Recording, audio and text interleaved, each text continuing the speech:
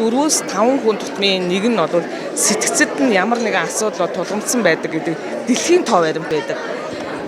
Хүн амын дунд зохилон тохиолддог сэтгцийн эмгэгүүд болох сэтгэл түгших эмгэг, гутрах эмгэг тайлбарлаж олонгүй биеийн зовир, ахыг ядаргаа, за нойргуудтай холбоотой энэ эмгэгүүд бол ийм эмгэгийн улмаас хандж байгаа хүмүүсийн тоо бол нэмэгдэх юм хандлагатай байгаа.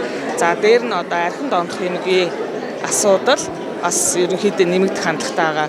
Энэ маань бол яг манай тоо мэдээнээс харахад нэмэгдэх гэдэг маань юу хэлж байна гэхээр хүмүүс архиныхаа хэрэглээн дээр илүү хэрэглэсний улмаас архины солиорлын байдалд ороод ирэх нь нэмэгдээд байгаа гэсэн энэ утгаараа бол хэлж байгаа.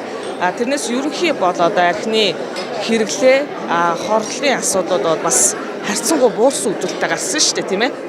За ийм байгаад байгаа. Тэгэхээр цаашдаа болоод энэ хүн амын дунд зовхилдог асуудлуудыг бууруулахад чиглэхэд яг энэ нийгмийн эрүүл мэндийн төсөв үйлчлэгийн тухай хуульд хэрэгжсэн.